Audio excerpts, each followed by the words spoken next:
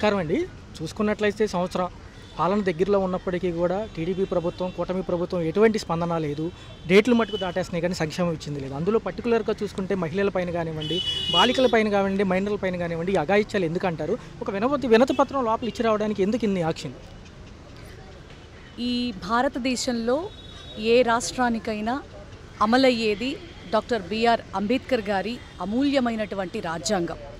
అందులో పౌర హక్కులతో, అలాగే ఇప్పుడు మనం ఏదైతే రాజకీయం అని అంటున్నామో, అధికారం అంటున్నామో, మరి కార్పొరేటర్లు, ఎంపీలు, ఎమ్మెల్యేలు, ఇది ఎలక్షన్స్ అనేటటువంటి మాట ద్వారా ఒక ప్రభుత్వం అనేటటువంటి విధానాన్ని తీసుకొచ్చి మరి ప్రజలందరికీ కూడా ప్రజాస్వామ్య వ్యవస్థని మరి ప్రవేశపెట్టినటువంటి ఈ యొక్క రాజ్యాంగంలో మహిళలకి పెద్దపీట వేస్తూ, మహిళలు చదువుకోవాలి, మహిళలు ఉన్నతంగా బయటికి రావాలి, మహిళలు గొప్పవారు అవ్వాలి, ఉన్నతమైన స్థానాల్లో నిలబడాలి, చట్టబద్ధత కూడా కల్పించాలి, అలాగే చట్టసభల్లో కూడా అవకాశాలు ఉండాలి అని చెప్పని ఎన్నో విధాలుగా రాజ్యాంగం తెలియపరిస్తే ఆ విధానాలన్నిటికీ కూడా తూట్లు పొడుస్తూ ప్రజలిచ్చినటువంటి అవకాశాన్ని దుర్వినియోగం చేస్తూ ఇటు గౌరవ సీఎం గారు కావచ్చు, డిప్యూటీ సీఎం గారు కావచ్చు, హోంమంత్రి వర్యులు కావచ్చు, అలాగే నారా లోకేష్ గారు కావచ్చు, వాళ్ళ సొంత ఎజెండాస్తో మరి అలాగే జర్నలిజం మీద కూడా ఎదురు తిరిగేటటువంటి పరిస్థితి, జర్నలిస్టుల్ని సైతం అరెస్టులు చేసేటటువంటి పరిస్థితి. ఎందుకంటే వీళ్ళు నేర్పుతున్నారన్నమాట.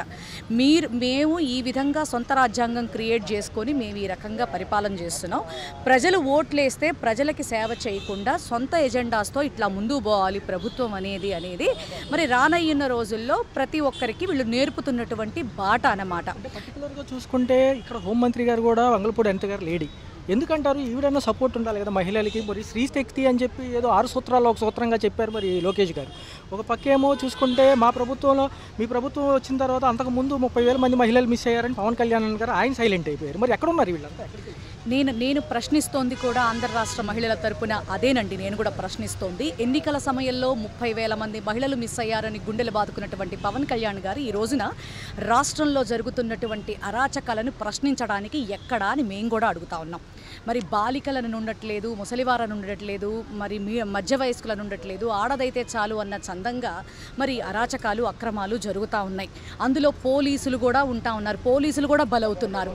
మరి ఈ రకమైనటువంటి పరిస్థితుల్ని అధిగమించాల్సినటువంటి బాధ్యత ఎవరికైతే ఉంది అది ప్రభుత్వానికి ఉంది. హోమ్ మినిస్టర్ గారు అయితే కేవలం ఒక నియోజకవర్గానికి నేను ఎమ్మెల్యేని అనుకుంటున్నారు. ఈ రోజు కూడా ఆవిడ ఆంధ్ర రాష్ట్రానికి హోమ్ మినిస్టర్ అనేటువంటి ఆలోచన మర్చిపోయారేమోనని నాకు డౌట్ వస్తూ ఉందండి. ఎందుకంటే ఒక లేడీగా సాటి మహిళల మీద మరి ప్రతిపక్షంలో ఉన్నప్పుడు గొంతు చించుకున్నటువంటి ఈవిడ మరి ఈ సంవత్సర కాలంలో ఎన్ని దారుణాలు ఆడపిల్లల మీద జరుగుతూ ఉంటే, సుగాలి ప్రీతి కేసు ఏం చేశారండి, మచ్చుమర్రి పాప కేసు ఏం చేశారండి, ఈ రోజు వరకు కూడా అతి గతి లేదు. మరి నిన్న జరిగినటువంటి అనంతపురం కావచ్చు, మొన్న జరిగినటువంటి రాప్తాడు కావచ్చు, మరి నిన్నగాక మొన్న ఆదివారం నాడు నైటు మహిళా కానిస్టేబుల్పై జరిగినటువంటి దాడులు కావచ్చు, ఇంత భయంకరమైనటువంటి సిచ్యువేషన్స్ ఆంధ్ర రాష్ట్రంలో శాంతి భద్రతా లోపం జరుగుతూ ఉంటే నాకు తెలిసి చూస్తే రాష్ట్రపతి పాలన రావాల్సి ఉన్న అవసరం ఏమన్నా ఉందేమో. ఎందుకంటే వీళ్ళ ప్రభుత్వం ఉంది కాబట్టి మరి ఇప్పటికిప్పుడే ఎలక్షన్స్ పెట్టమంటే కేంద్ర ఎలక్షన్ కమిషన్ ముందుకొచ్చే పరిస్థితి లేదు కాబట్టి వీళ్ళ అరాచకాలకి చెక్ పెట్టాలి అంటే రాష్ట్రపతి పాలన అనౌన్స్ అయితే బాగుంటుందేమో అన్నటువంటి మీమాంస ప్రతి ఒక్కళ్ళకి కూడా వస్తూ ఉంది. మరి ఇంత భయంకరమైన సిచ్యువేషన్స్ నుంచి మరి ఈ కూటమి ప్రభుత్వానికి బుద్ధి రావాలి, ముందుగా సద్బుద్ధితో ముందుకెళ్లాలని రాష్ట్ర వ్యాప్తంగా కూడా ఈ రోజున వినతి పత్రాలు ఇవ్వడం జరిగింది. చూసుకున్నట్లయితే సంవత్సర పాలన దగ్గరగా ఉంది. పర్టికులర్గా ఈ మహిళలపైన చేసే అఘాయిత్యాలకి ఈరోజు వినతిపత్రం సమర్పించడానికి వచ్చిన మహిళల్ని ఎందుకు అడ్డుకుంటుంది ప్రభుత్వం? ఏంటి వాళ్ళకున్న బాధలు? ఏముందండి, డైవర్షన్ పాలిటిక్స్ చేస్తున్నారు. ఏదో ఒక ఇష్యూ తీసుకురావడం, ఆ ఇష్యూ మీద డైవర్షన్ చేయటం, ఎక్కడ వాళ్ళు ఇవ్వలేని సంక్షేమ పథకాల గురించి ప్రజలు క్వశ్చన్ చేస్తారు. ఈరోజు పెరుగుతున్న కరెంటు బిల్లుల గురించి ప్రజలు క్వశ్చన్ చేస్తారు. ఈరోజు పెరుగుతున్న నిత్యావసర ధరల గురించి ప్రజలు క్వశ్చన్ చేస్తారు.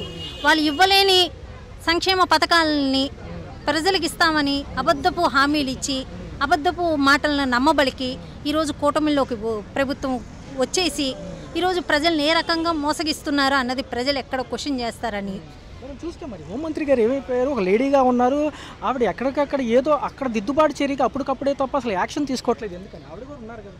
ఇప్పుడు రాష్ట్రంలోన ఎక్కడెక్కడ ఏ జిల్లాల్లోన ఏ మండలాల్లోన ఏ గ్రామాల్లోన ఏ ఊళ్ళల్లోన ఏ అగత్యాలు జరుగుతున్నాయో మీకు ఇమ్మంటే మీడియా మిత్రులకి మేము అందజేస్తాం. ప్రతిరోజు తప్పించి రోజు ప్రతి ఒక్క మహిళ మీద కానీ బాలిక మీద కానీ పసికందుల మీద కూడా ఈరోజు అగత్యాలు జరుగుతున్నాయి.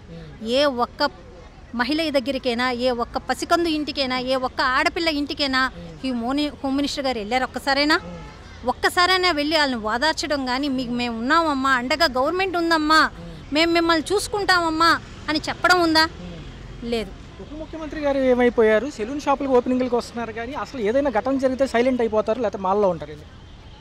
ఎందుకంటే ఆయన టార్గెట్ ఆయనకి ఫినిష్ అయిందండి. ఆయన ఏదో ఒకసారైనా గెలవాలి అన్నది ఆయన టార్గెట్. గెలిచినారు, ఉప ముఖ్యమంత్రి పదవి తీసుకున్నారు.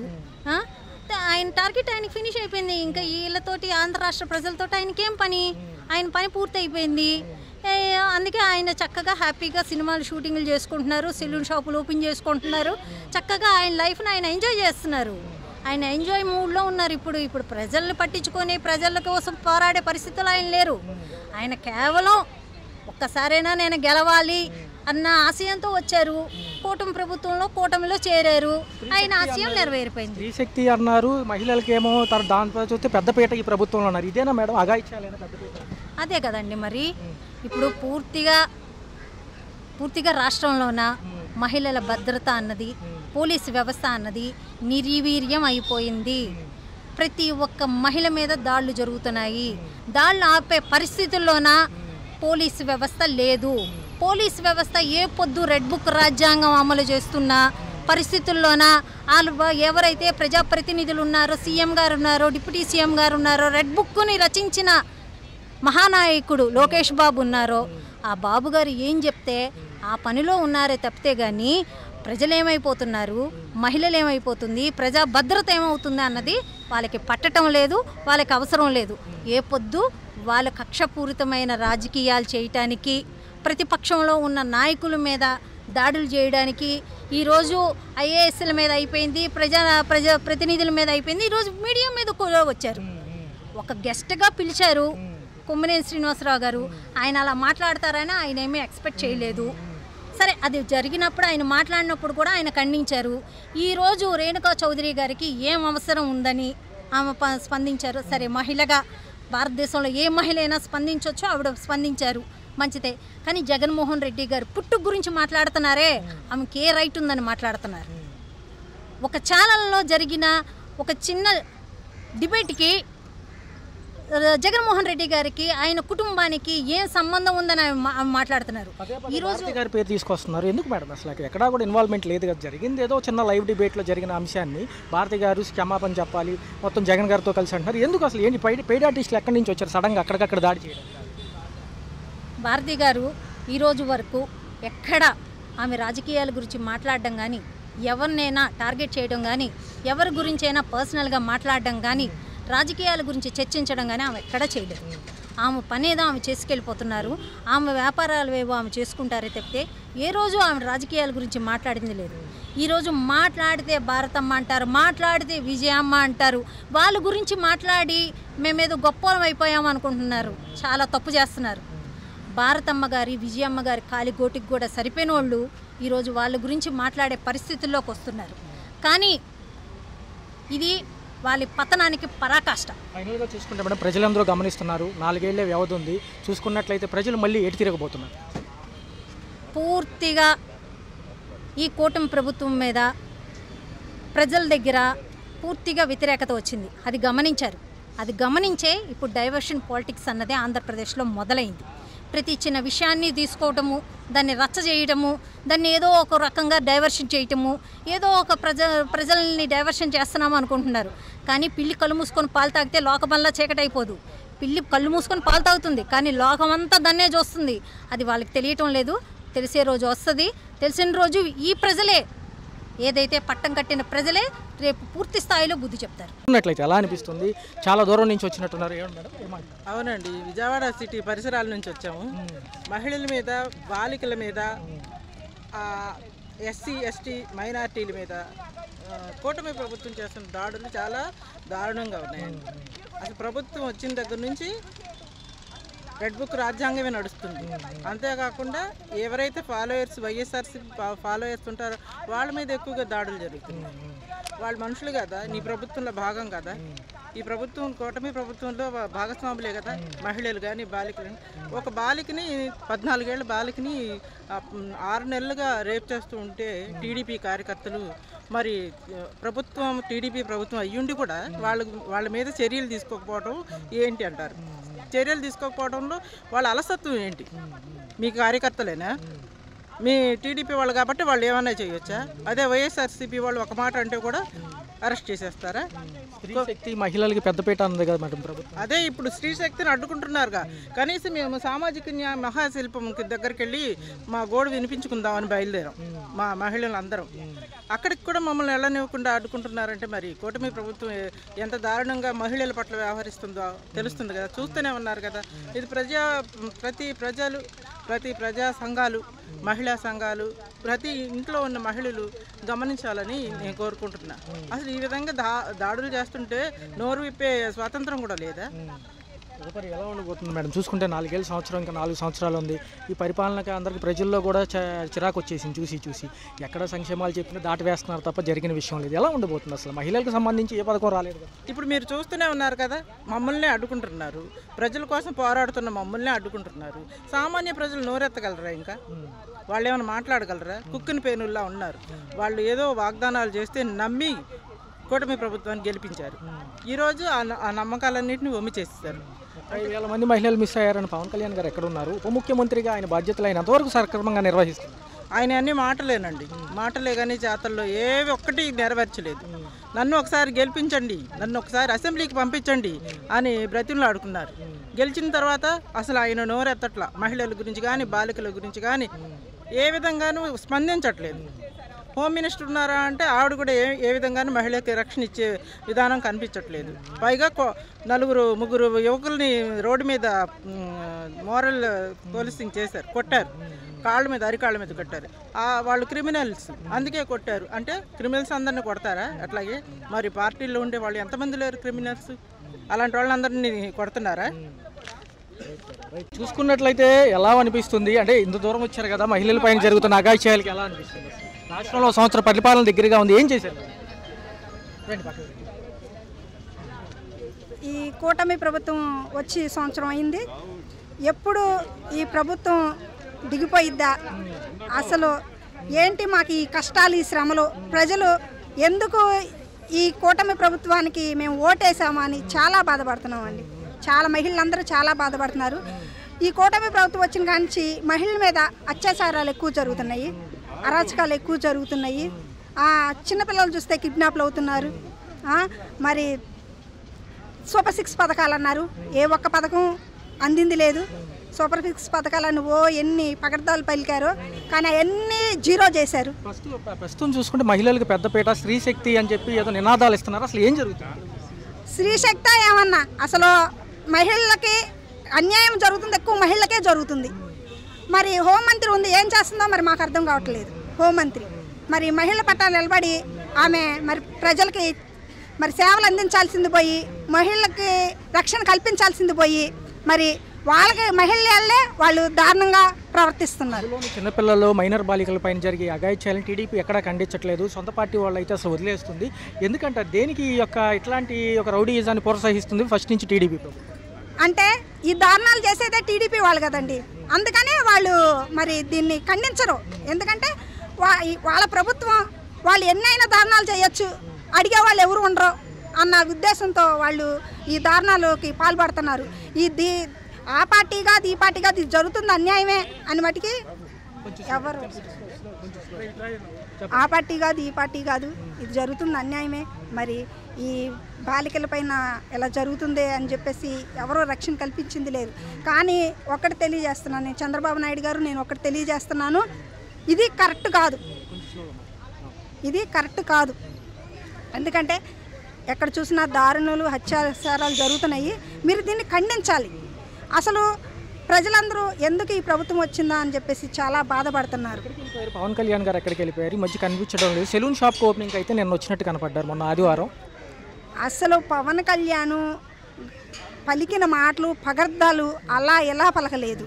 మరి ఎన్నో మరి మా ప్రభుత్వం వైసీపీ జగన్మోహన్ రెడ్డి గారు అధికారంలో ఉన్నప్పుడు ఎన్నో పగర్దాలు పలికారు పవన్ కళ్యాణ్. ఏంటి పిల్లలు కిడ్నాప్లు అవుతున్నారు, ఎంతోమంది మహిళలు కిడ్నాప్లు అవుతున్నారు అని చెప్పాడు. మరి ఇప్పుడు చూస్తే నిమిషానికి ఒకరు కిడ్నాప్లు అవుతున్నారు.